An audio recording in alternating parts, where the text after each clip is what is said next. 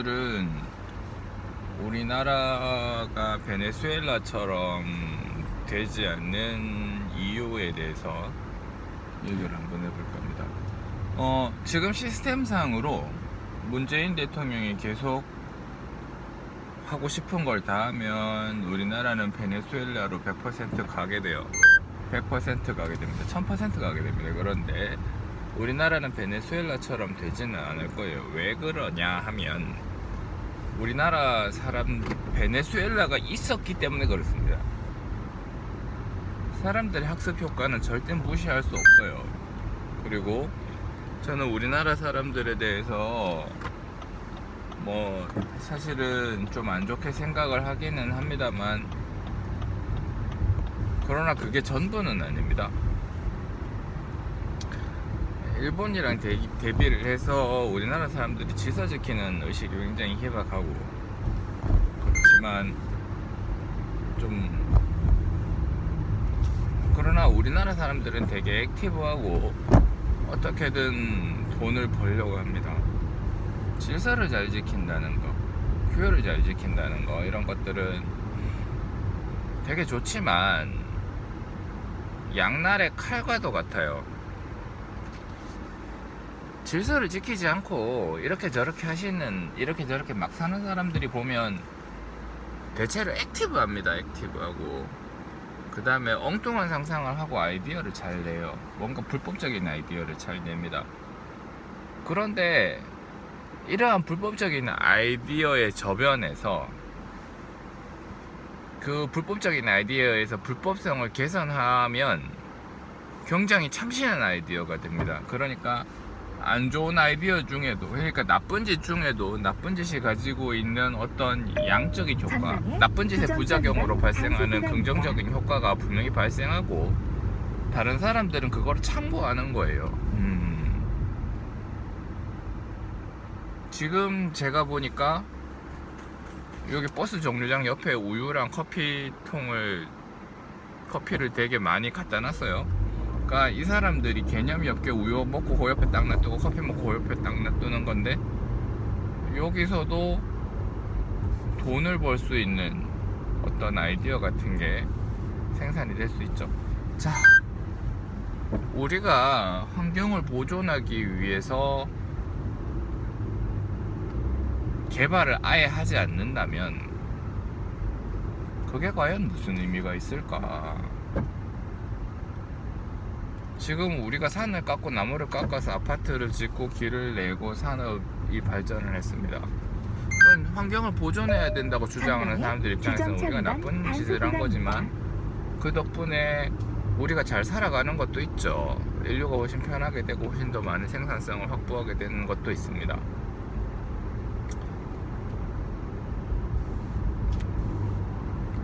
발전이라는 건 항상 뭔가 악한 안 좋은 사이드 이펙트를 가지고 있어요.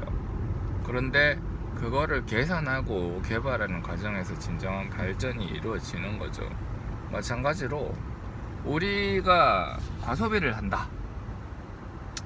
우리나라 사람들이 허세병에 찌들어서 과소비를 하는 경향이 있다. 그렇게 되지만 거기에 대한 반작용으로 이 허세를 충족시키는 그러한 사업들이 잘 발전을 하게 되고, 그 과정에서 사람들이 조금 더 아름답고 빛나 보이기도 하죠.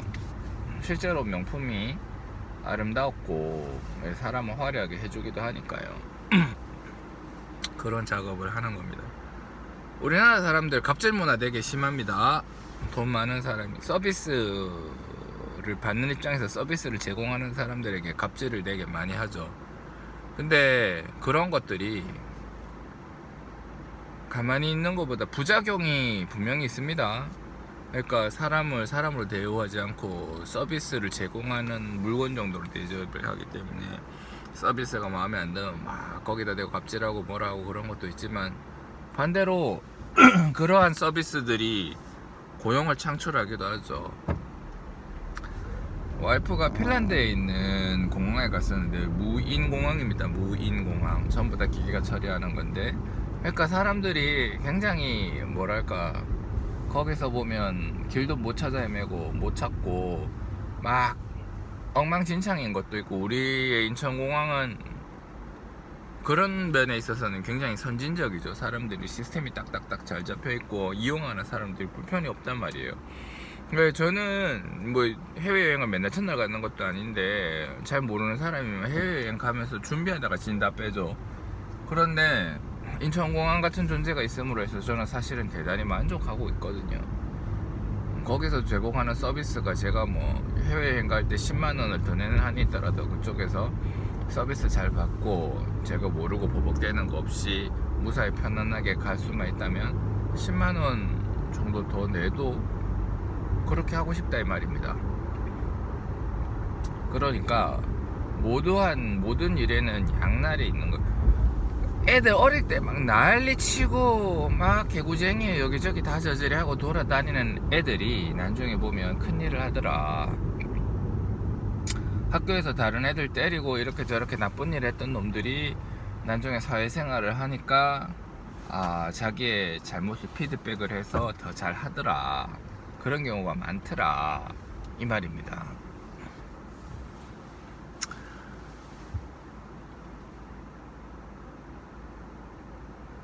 그래서 우리는 사람들이 되게 거칠고 썩나 있고 그 다음에 준법 정신이 떨어지지만, 그러한 악한 행동들에 대한 부작용으로 발생하는 어떤 아이디어들이 분명히 존재하고, 그러한 점에 있어서 일본보다는 발전 가능성이 훨씬 더 높다, 그렇게 판단을 하고 있습니다.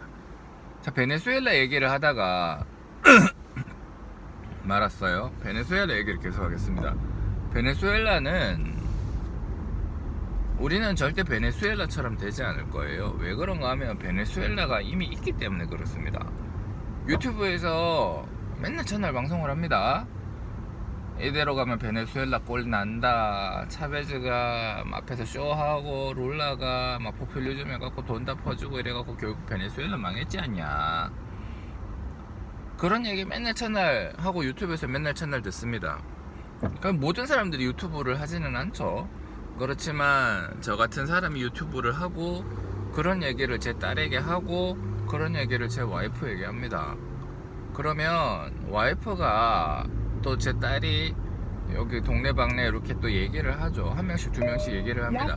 물론 하루아침에 확 다 바뀌진 않지만 이러한 지식들이 3년 4년에 걸쳐서 주변 사람들에게 조금씩 얘기를 하는 것들이, 이게 결국에는 다 젖어요. 물 한 방울이 휴지에 떨어지면 휴지가 당장 다 젖지는 않지만 시간이 지나면 조금씩 젖어 들어가다가 나중에는 반경 일대에서 굉장히 많은 양이 젖어져 있죠. 그죠? 그렇게 파워 오브 원이라고 하는 영화에도 보면 한 명의 파급력이 크다는 걸 알 수 있습니다. 유튜브에서 그런 거를 찍는 사람이 있어요.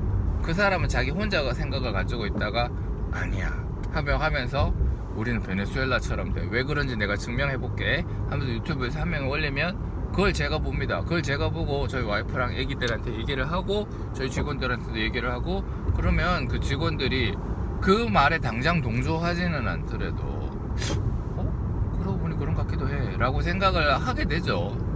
머리가 나쁘지 않으면. 되게 좋지 않아도 그런 생각을 누구나 하게 되죠.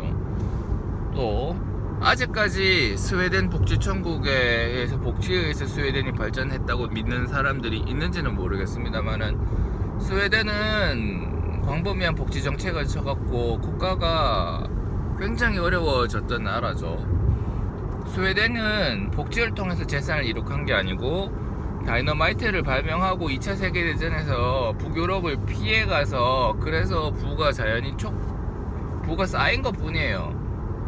다이너마이트를 개발한 노벨이라는 사람이 스웨덴 사람이죠. 그래서 그 사람이 다이너마이트를 판매하면 2차 세계대전이랑 맞물려서 어마어마한 부를 쌓아 올리게 됩니다. 스웨덴은 국가 인구도 적고요. 그 다음에 사방팔방이 자원이 나를 목재, 석유, 바다 뭐 사방팔방이 다 자원인 나라입니다.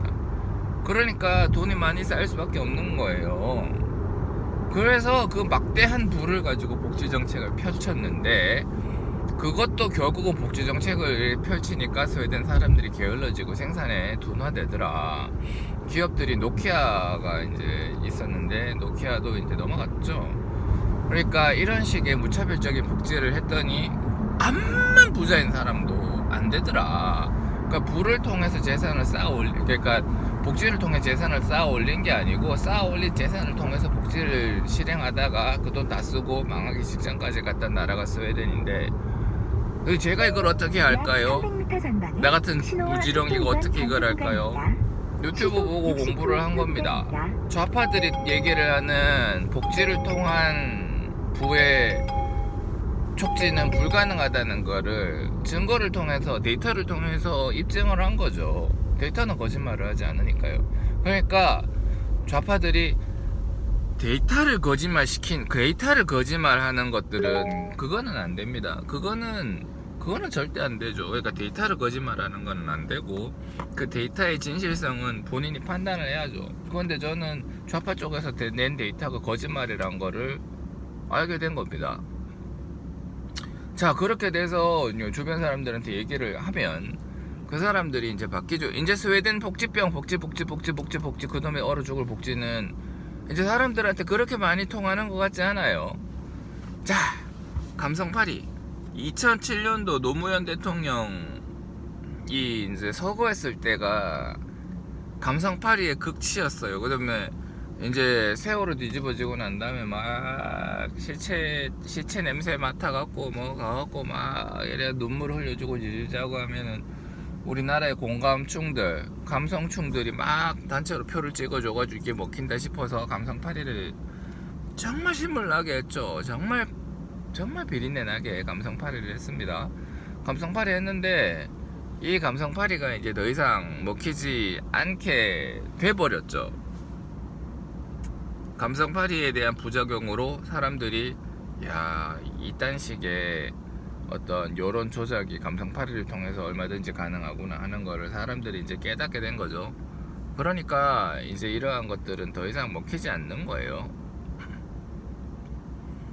그 다음에 이제 거짓 날조 선동 그런 것들도 더 이상 먹히지 않게 됐죠. 사람들 많이 똑똑해진 겁니다.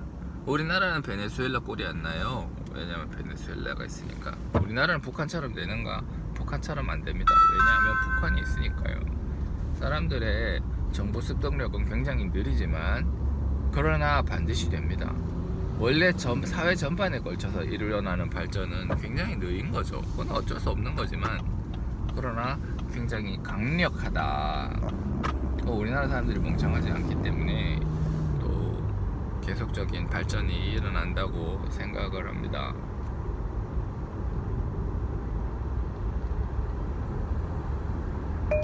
전방에 사고 다발 구간입니다. 근로의식도 점차 향상이 되고, 그래서 전 저희 직원들한테 근로의식의 향상과 그다음에 부의 중요성, 올바른 부의 축적은 굉장히 중요하다, 굉장히 가치있고 굉장히 강력하다, 그러니까 돈은 많으면 많을수록 좋다, 그러한 생각을 가르치고 있습니다. 돈이 많으면 많을수록 좋은데 다만 그 돈을 정직하게 쌓아 올려야 된다, 이런 거죠. 그리고 이게 이제 요새는 무분별한 저축이나, 그러니까 무분별한 저축은 굉장히 좋지 않다는 생각을 많이 하게 되고, 우리가 쌓아 올린 돈은 어떤 식으로든 다시 순환이 돼야 된다, 그런 생각도 많이 하고 있습니다만 거기에 대한 생각은 아직 개념이 정립이 되지 않았기 때문에 함부로 방송을 하거나 또는 다른 사람들에게 얘기하는 거는 조금 사실은 자제를 하고 있는 편입니다.